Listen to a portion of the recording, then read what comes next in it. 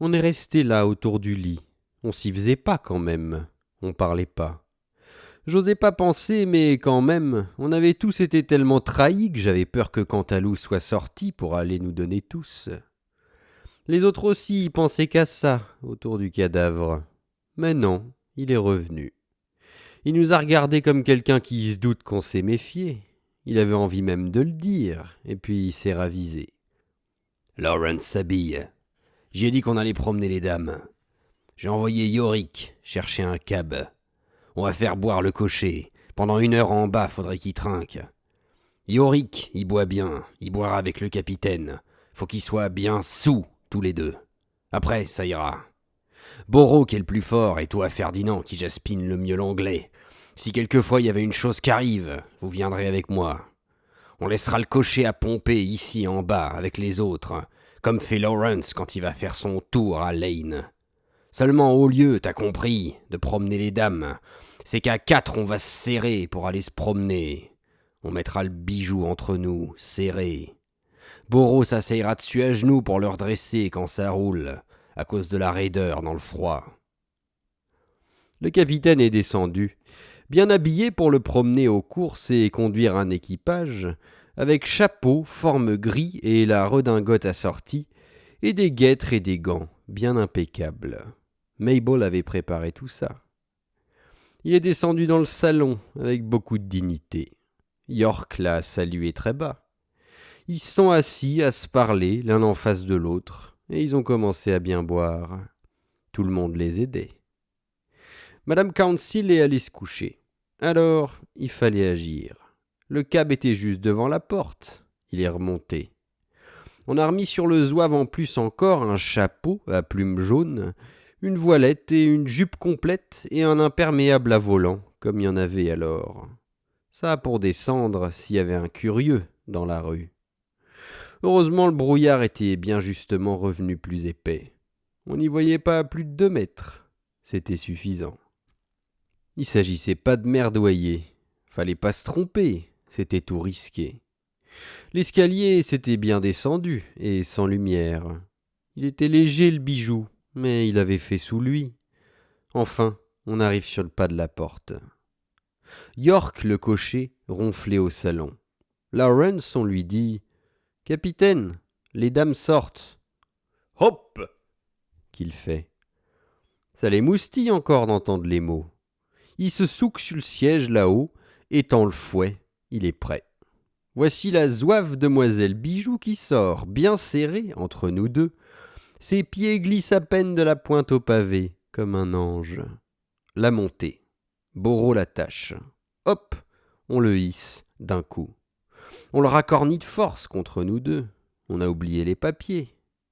Aumône saute là-haut les chercher, le livret militaire et le tout à mon cul. On lui bourre les poches avec des photos de famille. Toute l'identité. Il a son compte. Lawrence, il est là-haut au-dessus sur le siège. Il chantonne ses petits airs de chasse. Il est contraint de la boucler. On lui recommande bien d'aller au pas, qu'il faut éviter les collisions, qu'on a le temps. Il comprend qu'à moitié. Il est saoul, comme il faut. On démarre au pas. Yorick marche à côté de la voiture. Il indique un peu. Borro se laisse retomber sur les genoux au bijou. On peut pas l'asseoir tout à fait, le bijou. Quand même, il reste raide. Ses pieds vont cogner dans les demi-portes qu'on rabat sur soi. On se serre. Le capitaine ouvre au-dessus de nous son couvercle. « Are you all right, boys ?» qui nous demande. « Yes, sir. Keep your left. » qu'on lui répond. Ainsi, on descend tout le Strand, au pas toujours. Quand on a passé la Banque d'Angleterre, ça se dégage le temps. « No moon tonight !» nous fait remarquer le capitaine encore. Ça le vexe quand il n'y a pas de lune. Son genre, c'est la poésie. On est fin octobre. Il fait froid, déjà. Il fait pas assez clair pour qu'il y ait une alerte d'avion. On quitte Yorick. « Retourne !» que lui demande Cantalou. « Reste avec les gonzesses. S'il y en a une qui sort, étends-la, t'as compris ?»« Yes, sir !» que fait le vieux Yorick. « Branle-lui un coup de cornouiller dans la bouille. » Yes, sir. Et il nous fait un signe de la main et good luck. On en a besoin. On passe Mile End Road qui est si longue, sans incident. Au trot. On oblique au sud vers l'avenue commerciale de Poplar. C'est 1h du matin, passé. On entend la cloche à la petite église à côté du terminus des grands trams rouges, et que c'est le dernier qui s'en va. On attend un instant qu'il soit parti pour passer. Ding, ding. Voilà qui démarre. On y va, nous. C'est la rue prolongée du dock. On repasse devant la mère Crockett.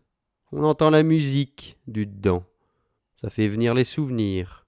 Il dansera plus. C'était un immonde quand même, Bijou. J'avais toujours pensé qu'il finirait par nous faire une chose comme ça. Seulement, j'aurais pas pu dire exactement quoi. C'était la première occasion. La Joconde était plus garce encore que lui. Trésor avait bien ses raisons. Les siennes étaient assez occupées à se faire trancher les doigts. Mais les femmes, faut que ça saigne. Trésor, c'est comme ça qu'il en parlait. L'autre, Bijou, il avait dû lui en donner beaucoup de la came pour la faire donner ainsi au premier coup. On le surveillait pas assez. La bagnole, elle branlait en trottant doucement, et nous trois dans la caisse. « Attention !» qui dit Quentin. « Les gars, c'est ici. Faut le descendre. Faudrait mieux que le vieux sache rien, qu'on a pris ça dans la voiture. Il pourrait se faire des frayeurs. Stop, capitaine !» qu'il a dit. « Right! Ho! Ho! Ho !»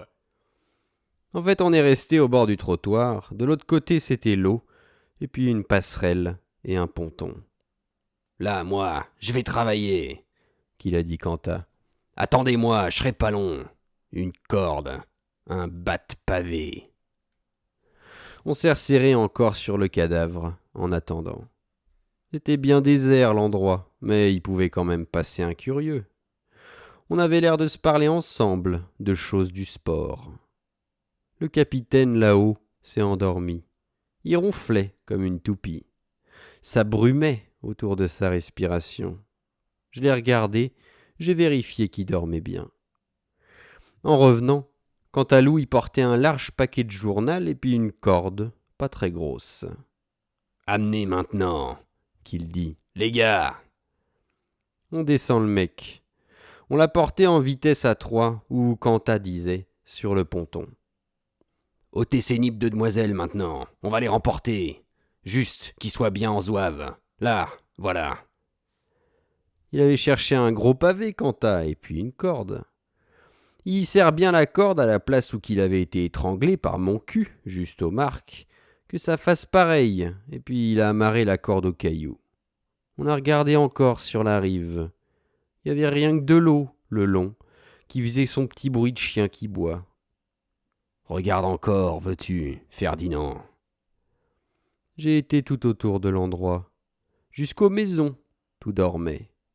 Boro a dit « Si on y passe un coup de latte dans le bide, il remontera plus. »« Mais je veux qu'il remonte, et con, qu'on le retrouve. »« Comme tu veux. » On l'a viré doucement au jus, le vilain. On l'a glissé sur le rebord du ponton.